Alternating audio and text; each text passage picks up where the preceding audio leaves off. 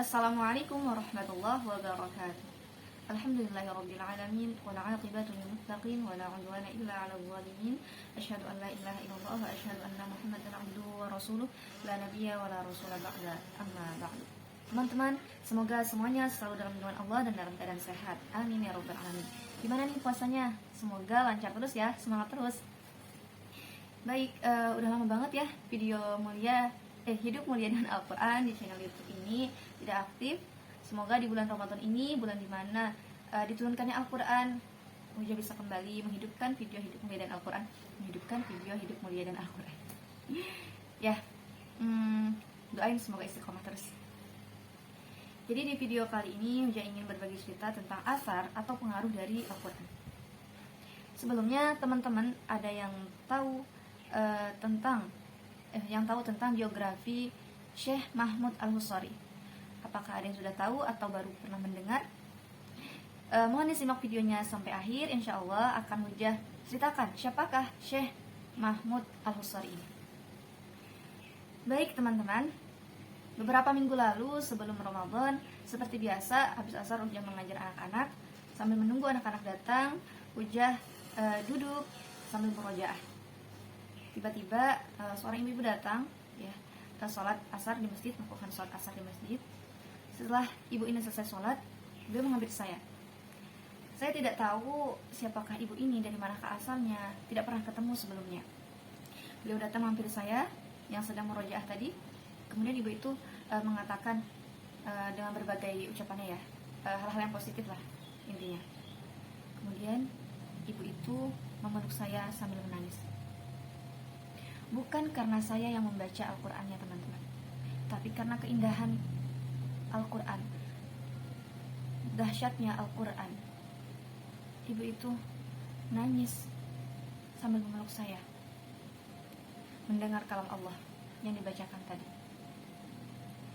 Alhamdulillah, sejak kecil saya sudah dibimbing oleh Abi Umi untuk Quran, untuk terus selalu dengan Al-Quran, untuk terus selalu dekat dengan Al-Quran. Ditambah didikan para guru, ustadz ustazah, semoga semuanya selalu dalam lindungan Allah. Amin ya rabbal alamin. Kemudian ditambah lagi setelah menikah, selalu mendapat nasihat dari suami agar ketika kita membaca Al-Quran, untuk para penghafal Al-Quran yang murojaah hafalannya,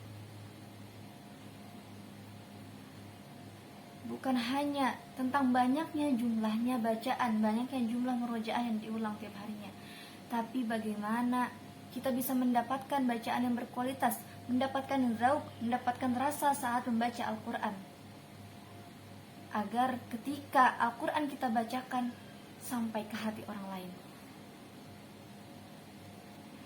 Teman-teman rahimakumullah, ternyata ibu ini tadi yang memeluk saya itu adalah salah satu jamaah umroh yang akan berangkat pada esok harinya. Beliau mampir ke Jakarta Pusat, ke Masjid Izul Islam. Beliau sholat, mampir untuk sholat asar. Tanpa saya minta, tanpa saya bilang, sambil memeluk saya, sambil nangis, ibu itu bilang, ibu doakan ya, nanti insya Allah ibu doakan. Siapa namanya nak? Ibu akan doakan semoga adik bisa menyusul ke Baitullah. Masya Allah. Teman-teman, mari sama-sama kita semangat untuk terus membaca Al-Quran, untuk terus menghafal Al-Quran, untuk terus bersama dengan Al-Quran. Kita tingkatkan bacaan kita, bukan hanya soal lagu, soal suara, tapi bagaimana membaca Al-Quran dengan tajwid yang benar, mentadaburinya, hingga Al-Quran bisa masuk ke dalam hati kita. Kita bisa merasakan zauqnya, rasa. Alhamdulillah, baik kita lanjut. Syekh Mahmud Al-Husari adalah Muslim pertama yang melantunkan Al-Quran di Kongres Amerika. Syekh Mahmud mendapatkan izin untuk menunaikan sholat di markas besar PBB. Beliau pula yang membacakan Al-Quran di hadapan para raja dan pemimpin dunia ketika beliau berkunjung ke Inggris. Puluhan orang di belahan dunia masuk Islam, memeluk Islam melalui perantara beliau. Karena apa? Karena terpengaruh dengan bacaan Al-Quran yang beliau lantunkan. Masya Allah. Teman-teman, sangat panjang sekali biografi beliau. Bisa teman-teman cek di tulisan di captionnya ya. Semoga bermanfaat apa yang saya sampaikan. Mari sama-sama semangat untuk membaca Al-Quran, untuk membumikan Al-Quran. Semoga kita semua termasuk orang-orang yang selalu gemar untuk membaca Al-Quran hingga akhir hayat. Mohon maaf kalau ada salah, kesalahan datangnya dari diri pribadi. Kebenaran hanyalah milik Allah Subhanahu wa ta'ala. Wassalamualaikum warahmatullahi wabarakatuh.